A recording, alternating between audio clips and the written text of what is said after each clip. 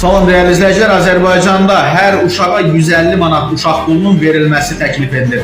Video cəmi 2 dəqiqədə axıra qədər izləyin və burada üstə gəl işarəsi quraraq kanalımıza abunə olun. Videonu da hər kəsdən paylaşın və şərh bölməsinə də öz təkliflərinizi yaza bilərsiniz.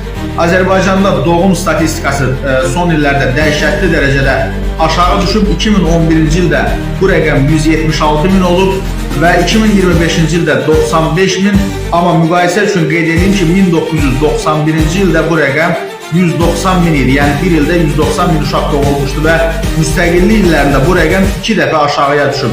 Global Info iqtisadçı Akif Nəsirli ilə bu barədə danışıb və iqtisadçı bu azalmanın arxasında bir neçə səbəbin dayandığını bildirir.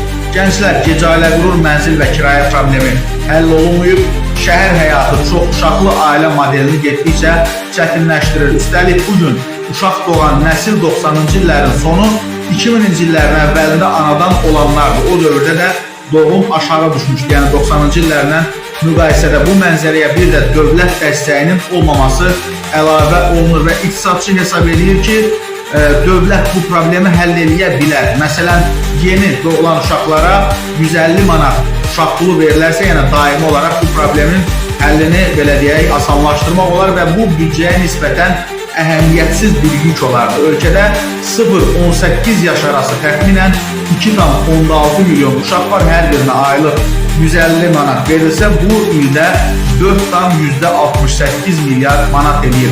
2025-ci ilin dövlət büdcəsi 48,4 milyar manat olduğundan bu məbləğ büdcənin təxminən 10%-nə bərabərdir. Amma əgər sistem yalnız yeni doğulanlara və ya 3 uşağa qədər olanlara belə deyək, şamil edilirsə, yük yenə də xeyli azalır. Yəni, hər il təxminən 95 min uşaq doğulur, onlara 3 yaşa qədər aylıq dövlət tərəfindən 150 manat verilsə, eyni anda sistemdə maksimum 285 min uşaq olar və illik xərc 513 milyon manata düşər. Yəni, büdcənin 1%-dən bir qədər çox. Üstəlik, bu pul iqtisadiyyatın içində qalır, ailələr onu istehlaka yönəldir, yəni uşaqlara xərcləyirlər və bir uşaq üçün də aylıq orta hesabından 300-400 manat. Bu iqtisadçının fikirləridir ki, xərc tələb olunur. Rusiya, Türkiyə, Qazaxıstan və Macarıstan təcrübəsi göstərir ki, düzgün qurulmuş uşaq pulu və analıq kapitalı mexanizmi doğumu 10-20% artıra bilir. Azərbaycanda da oxşar addım atılsa 95 min olan doğum sayının